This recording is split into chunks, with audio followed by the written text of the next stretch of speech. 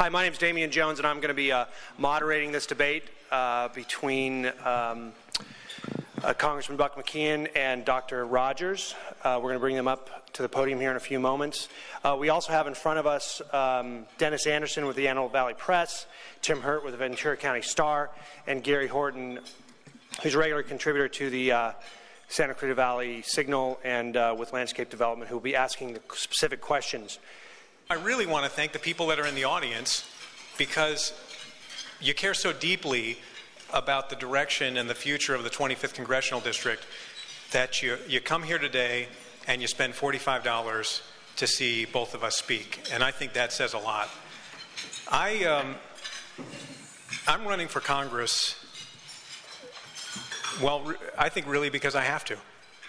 And I'm faced every day with people that come to me with their problems, and people in Washington are not doing anything about it.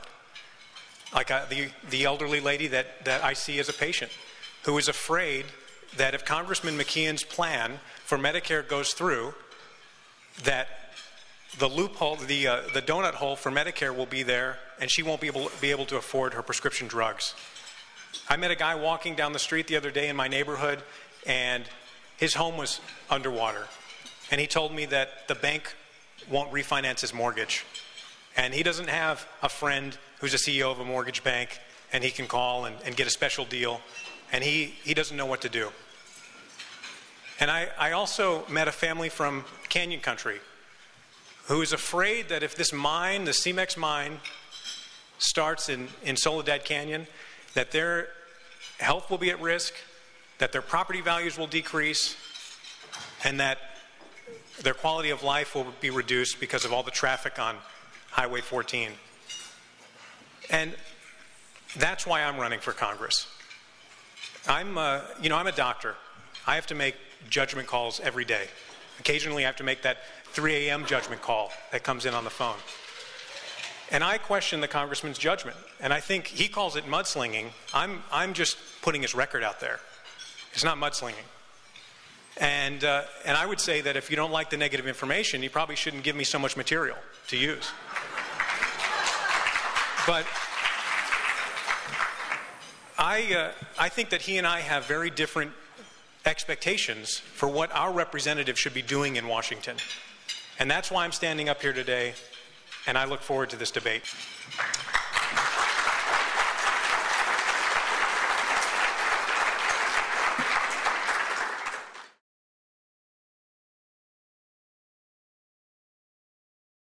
That particular thing, I don't know how we fix. I think what we're going to do is we'll need more people like me that reach across the aisle. I have worked with Dianne Feinstein. I've worked with Barbara Boxer in passing legislation. I worked with Dianne and Adam on a project to make sure that our firefighters that the planes could work at night when we were fighting forest fires here. I think that his record is far from one of bipartisanship. He votes 95% with party. That's almost like sending a rubber stamp that's got an elephant on it and sending it to Washington and asking them to stamp on every single vote what the vote would be. I think that we're in a time right now when we have this divided government. The fewest bills in history, well, since the Vietnam War, the fewest bills since the Vietnam War passed last year, only 66 bills. And when you send somebody to Washington to get something done for you, and nothing year after year gets done, and my dad always told me, and I'm sure you heard this from a lot of your parents, is that you can't expect to do the same thing over and over again and expect a different result. And that's what we're doing by sending the same people back to Washington over and over again. We need fresh blood. We need people who are different and who think differently.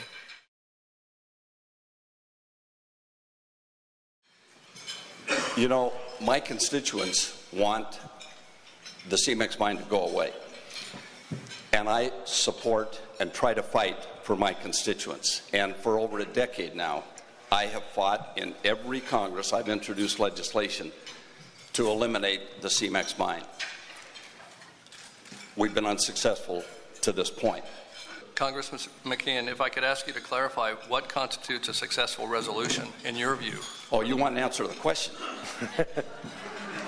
Let's give you one. We'll give you 1 minute. I can do it very quickly. Yeah. For CEMEX we have this timer to go away. That's a solution. To make it go away. Yeah. Okay. Dr. Rogers, same question. Yeah, you know, when he says that he's been fighting to stop CMEX, I think he might be using that term loosely, because I haven't seen much fight. And we need somebody that's going to go to Washington and use their power. I've heard him, not heard him, but I've read him quoted as saying that he's a very powerful man in Congress, one of the most powerful men in Congress.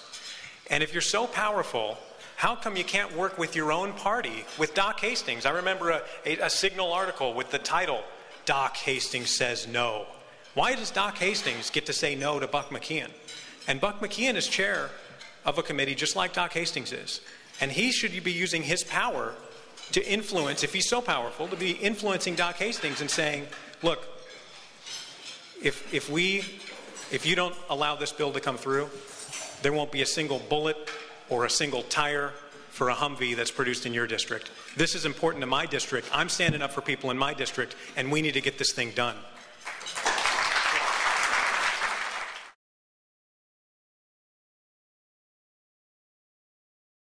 I'm wondering if you could identify what you consider to be some of the issues that might be distinct in Simi Valley, and specifically if you could talk about any concerns you might have about the cleanup of the Santa Susana Field Laboratory.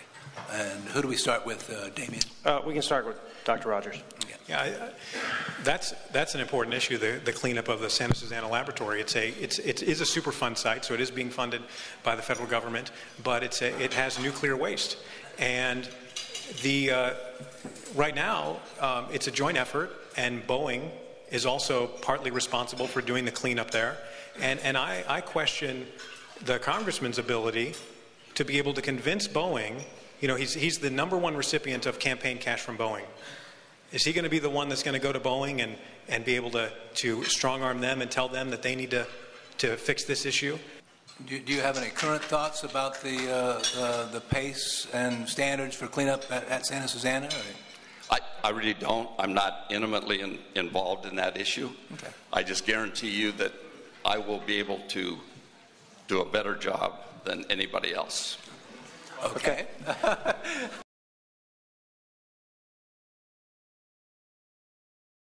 There are a lot of voters out there who think members of Congress play by rules that's different from the ones they have to play by.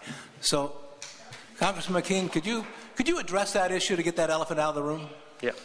I'm glad you brought that up. Corruption is what he keeps accusing me of, and it only exists in his mind. I have never done anything to violate people's trust. I have never taken advantage of my office. And please, let's let the congressman and everybody answer the questions. There are people who think they know things that they don't know.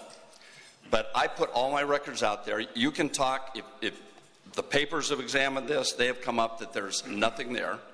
He sent out a hit piece using Darrell Issa as a chairman of one of our committees as accusing me of something. And when I showed it to Darrell, he was pretty upset. And he said he was very disappointed, and some other words, about him using his image to talk about an investigation he did of a company, not of me.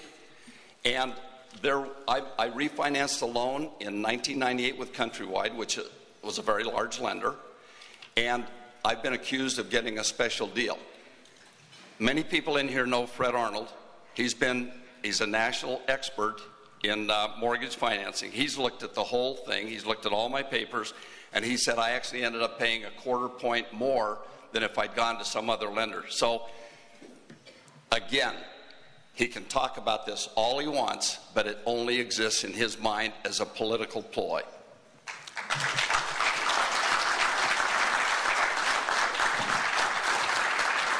Dr. Rogers? There's a show, it's not on any longer, but it was called This Is Your Life, where somebody they surprise you, they bring in this big red book, and they go through and they bring in friends that you've had in the past, and they talk about the things that you've done in your life.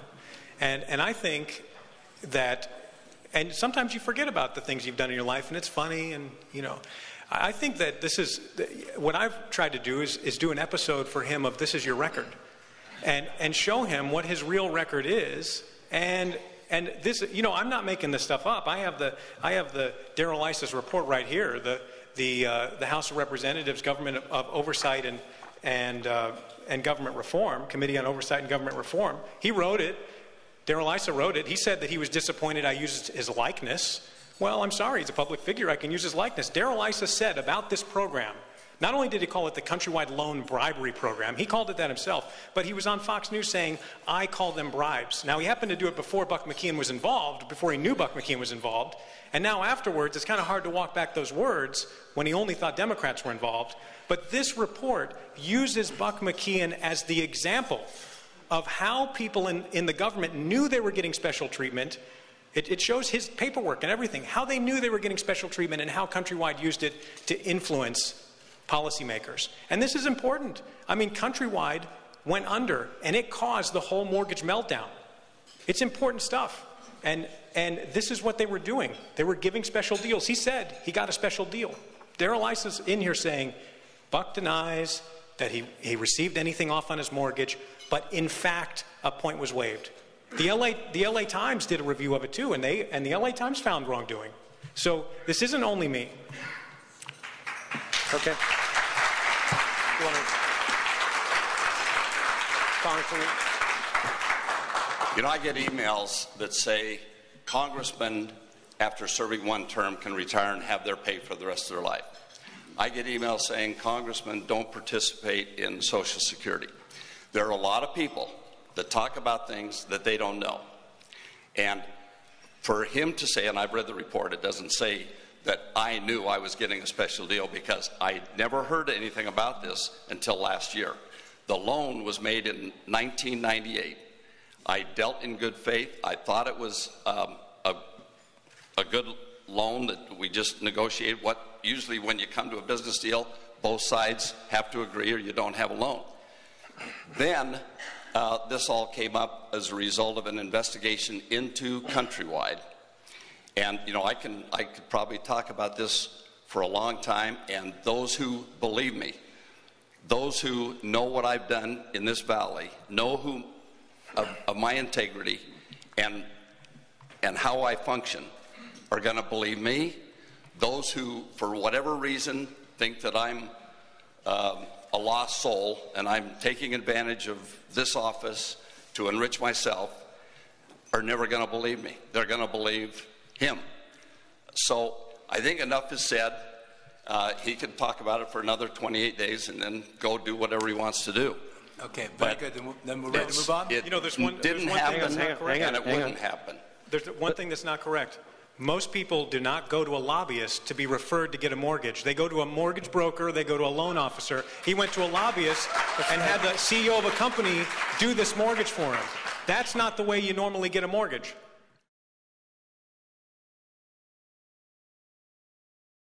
What Congressman McKeon just said a couple of times ago about how he's there arguing about defense and that's his job. It's not his job to argue about the other stuff. That, for me, told a lot, because I'm running to be the representative from the 25th District. I'm not running to be the chairman of the House Armed Services Committee. And sometimes I think that that gets in the way of being the representative from the 25th District. And people here need to have all of their issues addressed and not have somebody that's just there focusing on one sector. I think that's really important. Now, you heard me criticize, and I'm looking at I can see your clock. You heard me criticize him on his judgment. And it's not just me. I mean, I've got Citizens for Responsibility and Ethics in Washington, a nonpartisan group that puts Democrats and Republicans on lists, and he's listed as the top 20 most corrupt members of Congress. I've got Citizens Against Government Waste, called him Porker of the Month for creating this $1 billion slush fund that earmarks from last year got put into this slush fund now, so they could get around the earmarks ban. I wish we could put something about CMEX in there. We have this thing, U.S. News and World Report talks about House members lining their family pockets with political cash. He's on the top 5 in the whole House for giving his family money. Over $600,000 has been funneled into his family, the only legal way to convert campaign cash into personal wealth.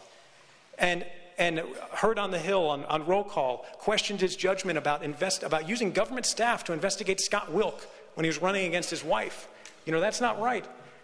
Center for Public Integrity talks about how before he became chairman of the House Armed Services Committee, he voted with the defense industry 25% of the time, and then afterwards 100% of the time his contributions increased by 444%.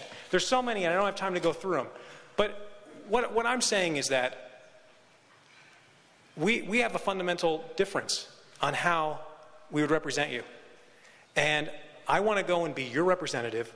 I want to take my judgment, which I've tried to show you here, and I want to bring that to Washington for you. Thank you.